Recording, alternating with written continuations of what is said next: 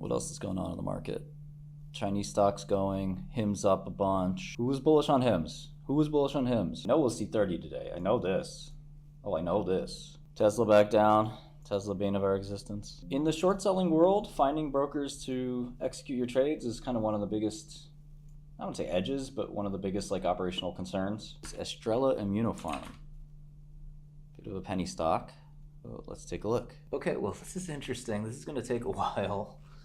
I might move on to another stock because this is like kind of crazy. I don't even know 𝗍𝗏𝗏 that well. First patient, first response. So no news from SLS yet. Even, you know, we're never going to get this interim analysis, it seems. And no Humacyte news. Huma might be the best short of them all. They just raised money too, which is really funny. No, I don't think day trading is a good place to start. No. Gotta learn useful things. Somebody's willing to sell a big chunk. Probably. Oh! There's some weird mental resistance at some random numbers. I'm on CNBC? Great. My favorite. I bought it 24, 25. You guys saw it all. What you do with it from here is up to you. I think it'll go to 50 or 100 over time. I got my I got my trade 24 to 31. You don't get trades like that every day. You got a phase 3 trial results. Read the news. Jesus Christ. What am I supposed to do? Hold your hand? I'm trading a little portfolio for the stream, but they're taking forever to apply the funds to the account. Wired like 2 weeks ago now. Okay, so GPCR has their own GLP-1, which is, you know, like their own Ozempic. And it's not a peptidomimetic though, so it's a small molecule. All the other GLPs are basically derivatives of the peptide, the native peptide. And they're modified generally to make them more long-acting or more effective. But these guys have a small molecule. I haven't looked at the data yet. Novo has small molecule. I'm sorry, Novo has pill forms of Ozempic. They actually don't sell that well. So Rybelsus and Wegovy, I think. Or no, Rybelsus, just Rybelsus. I don't think Novo is a short. Yeah, I know people talking about tolerability is an issue, but you know what? There was once upon a time a drug called dulaglutide, Trulicity, that had tolerability as an issue. People said there's no way Trulicity would work. They found the right dosing schedule and it worked just fine. So it depends. Yeah, we're going to have neural networks. We're going to have automated AI assistants that are filling out spreadsheets for you. Like, we're going to have auto news analyzers that tell you the stock should be up or down more than expected. Like, a neural network is a form of computation that, instead of being procedural and imperative, it relies on data and data processing to perform calculations. It relies on really these fundamental units called neurons and their weights. By adjusting their weights, the neural network learns a task. This is very, very different from classic imperative programming, where you have to kind of stipulate every possibility ahead of time. Neural networks seem to learn and anticipate. They're universal function approximators. By adjusting weights and biases, so long as you train with enough data, you usually can get pretty nice results. Their applicability in the stock market is not always clear, but the point is that there's no systems out there at all that are off the shelf that you can use to train neural networks, which is a shame because there are many different kinds of neural networks. And in fact, even simple machine learning like factor models and things like that, attribution analysis, this stuff can be done as well. And there are, again, very few systems that allow you to do. So let's look at GPCR, fractional calculus. All right, so we have structure therapeutics, GPCR. They're apparently an ADR, so there's an ADR ratio. Okay, it's 1 to 3. Okay, it's 2.4 billion.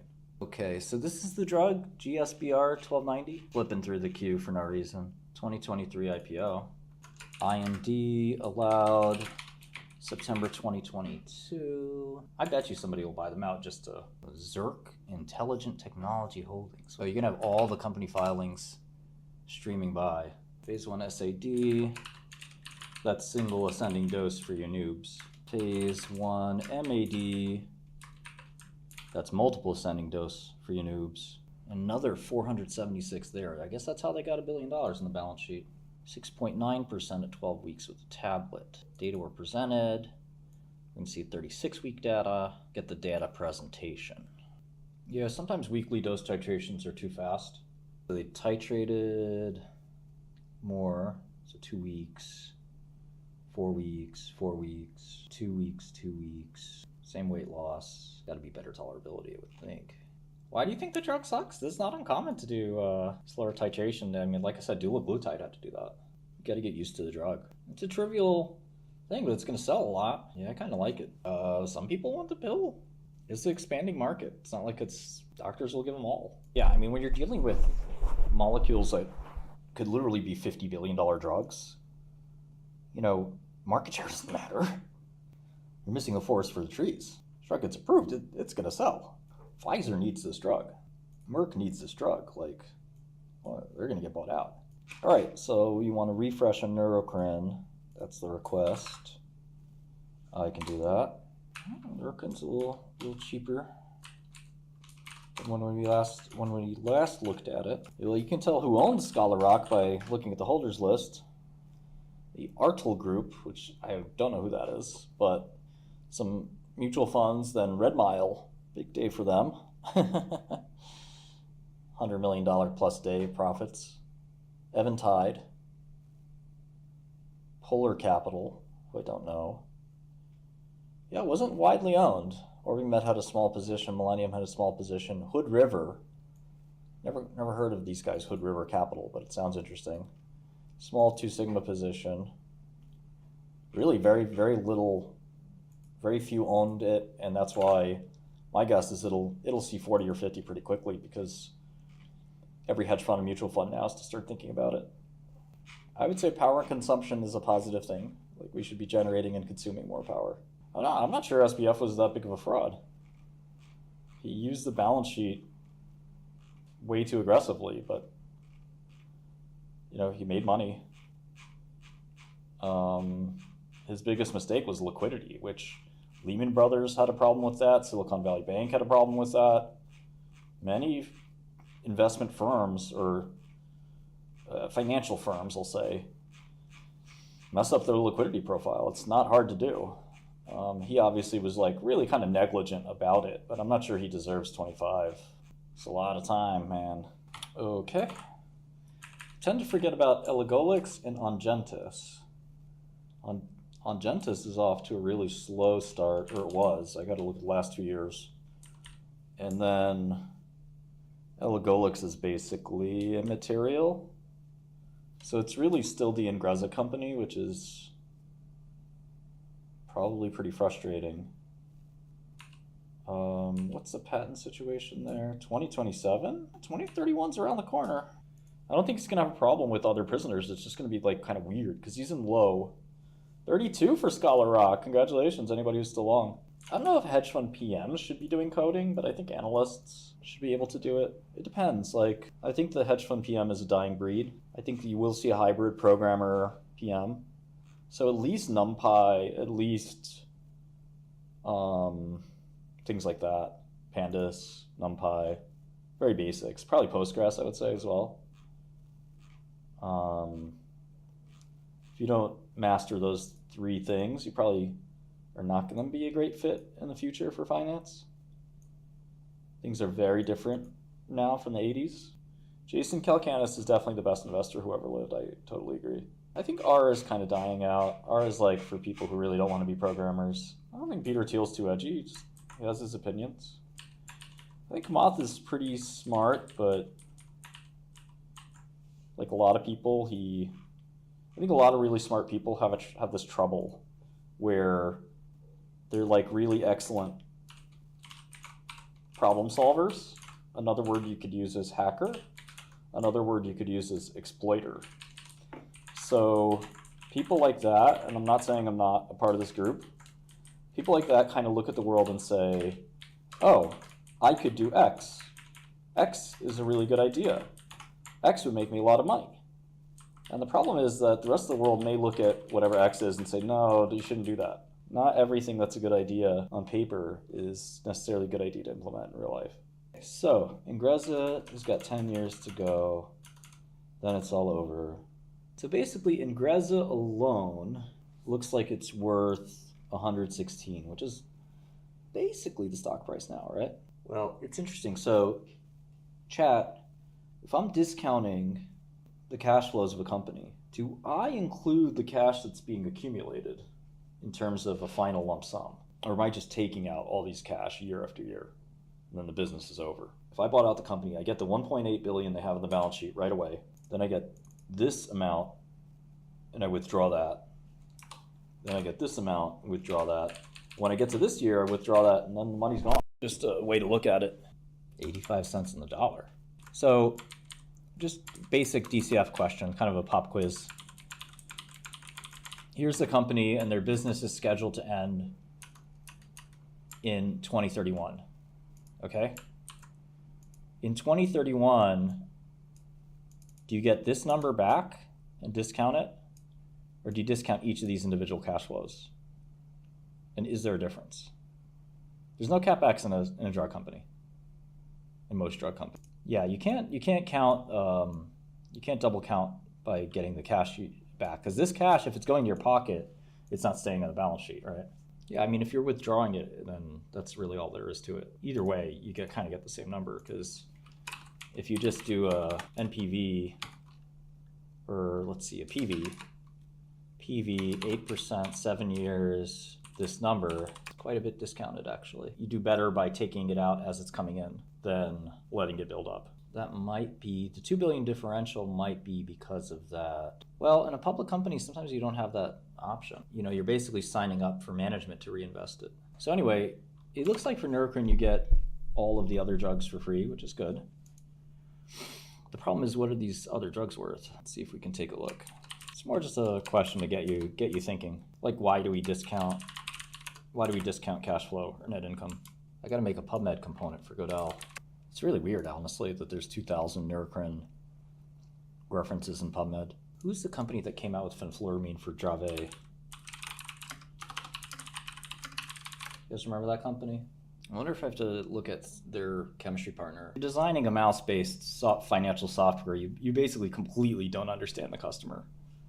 And even if you hear me saying this and you're gonna try to implement it, you're never gonna implement anything that makes sense to the customer because you just don't understand the customer. You have to be an active trader to build software like this and make it really good. All my homies in my company are trading. Okay, so I'm having trouble finding anything on this thing. I think it was a Heptari's drug, right? So Neurocrine. Oh yeah, Neurocrine was Sosei, and now is this guy. Sosei actually does really good work in this field. I'd say that's, okay, 16 hits. This is real stuff. I want to see what 𝗀𝐻𝑒𝐻𝑒 did in this world. Like, why didn't they ever publish something like this? Like, me and my teams have published this kind of stuff a ton of times. Even without stuff like this, like MD simulations. Like, this isn't exactly hard work to do, to be honest. It's very focused on M1. They did a small study, it looks like, in elderly subjects. I don't know if they're trying to get efficacy. All the publications are M1. Here's M4, but that's just descriptive. Well, we can look up the patents too. Cancer mRNA? Well, it's pretty hard to get cellular penetration of mRNA. So it's really better for situations where you only need 1% of the cell or 2% of the cell penetrated. You need every cell with full knockdown. You need a small molecule or an antibody if it's extracellular. It's going to be a huge product. But I think there's definitely room for many of these. So I like Neurocrine. Okay, yeah, so I like Neurocrine. You know, I'm going to mark this stuff down. SRRK, NBIX, GPCR.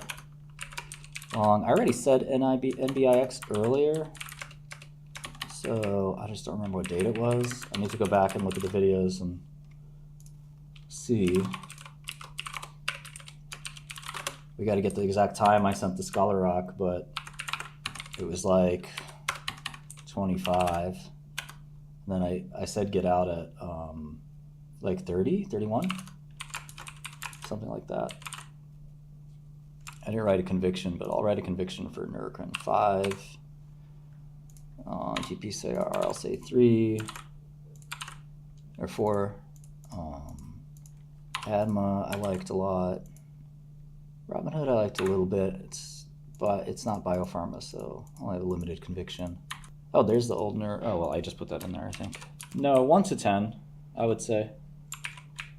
Max is 10. Max is like, stop everything you're doing. 10 is like, stop everything you're doing and make sure you have this trade on. Chegg is a home run. Okay, what else am I looking at? Rare, Rocket, BBW. Those are my to-dos. And eventually NMRA after that, I think. I don't really know. Oh, wow, this is a big market cap. Oh, Kappa. Yeah, Kappa would not work. Is this for depression? No way Kappa works. Oh, this will be a good one too. Thanks you, 𝗕𝗢𝗢𝗢𝗢𝗢𝗢𝗢𝗢𝗓. So many stocks to look at.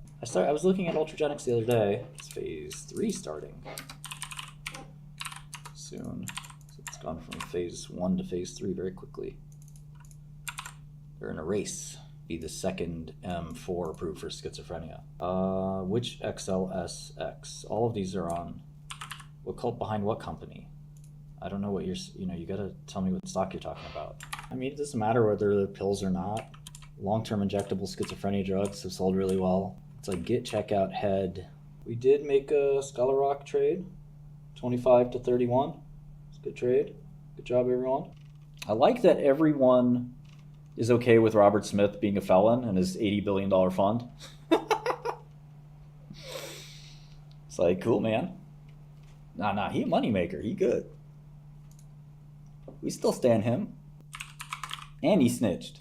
The Angelman drug actually looks really good, which is surprising. And they showed a rapid rebound in cognition in mental disease. That's extremely rare.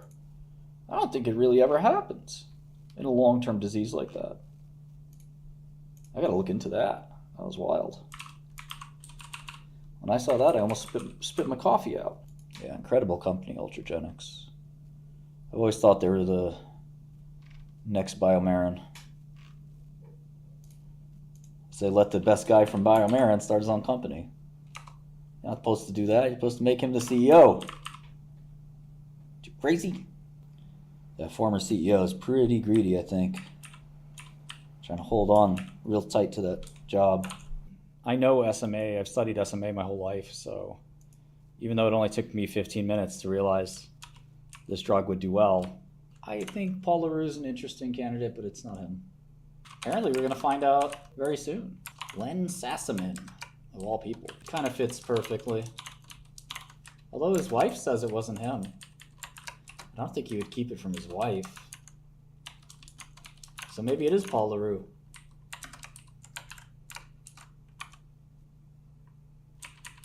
He was a hater on Twitter, right?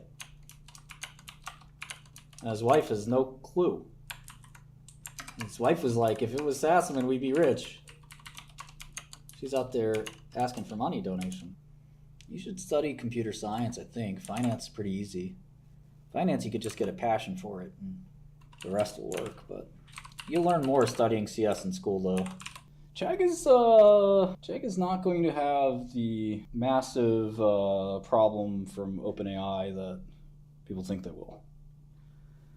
People think it's like the end of the world. And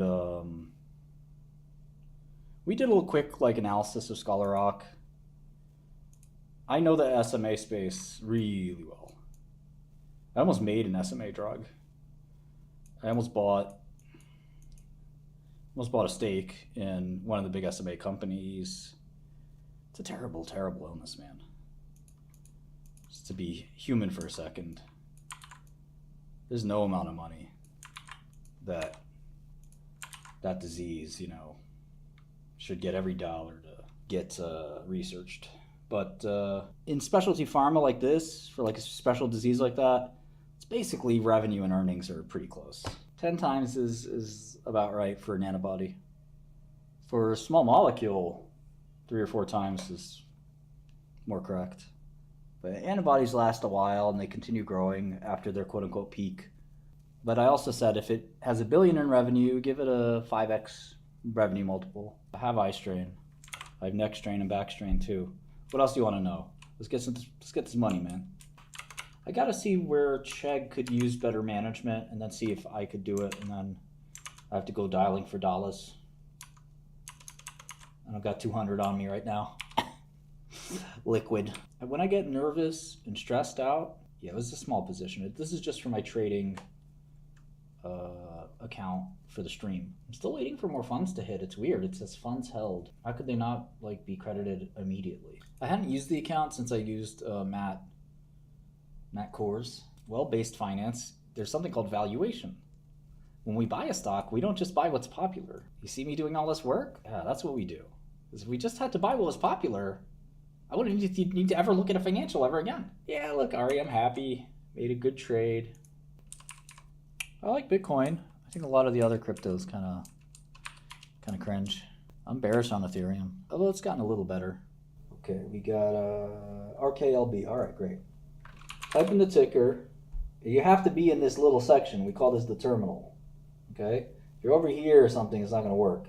If you need to get to the terminal, you press that backtick key next to your 1 button. All right, now you're in the terminal. Got it? Good. Now you type in your favorite ticker, RKLB. Great. You see it says Rocket Lab. You're not quite done yet, though, okay? You could either press Tab or F8. F8 is how the legacy does it. F8 means stock. All right? Now you press F8. Good. And now you got a lot of functions you can call. We're adding functions every day. Let's say you want SEC filings, okay? Press CF. Then you press Enter. And there's SEC filings. Bada bing, bada boom. All right, great. I want to close this window. I'm done using it. Now I press Escape. And it goes away. Okay. Now I want to go back. You know what? As a matter of fact, I want to see a graph. I just type G. Hit Enter. You got to memorize all the functions, okay? You got to memorize them. There aren't that many, and they're named the right things, like G for graph, right? All right. But if you want to intraday, maybe do GIP, okay? There you go. That's intraday price. You can see from 9 o'clock to 4 o'clock. Great. Anyways, let's say you want the news. RKLB, guess what it is? Take a wild guess. N for news. Good, you got it. Now, oh, okay. Oh, so interesting. Fascinating. Now I press menu to go back, read another one. Oh, that's great news too. Fantastic. I'm going to buy the stock. I love it. Okay? That's how you use it. Happy? You got your guide. Boom. There's a lot of different functions. We're adding them all the time. You got to learn each function. You got a very popular one, DES. That's for description. Oh wow, fascinating description. What a cool company. You want a list of the prices? HP, historical prices. Oh great, wow. Tons of prices. Oh cool, this is good. Or you want holders list? HDS, holders. Oh wow, look at these people who own this stock. Amazing. And this is similar to another system out there. I don't remember the name of it. It's not important, but it works similar to that. FA for financials. See, the problem is there's a lot of systems like that just suck. They're not for professionals. One of them has just been mentioned, named FinViz. It's a piece of trash. You can't look up stocks like a terminal, so it's just garbage. Refinitiv is the same thing. You need this command line to type in your terminal commands quickly. What, you think I'm going to sit there and scroll?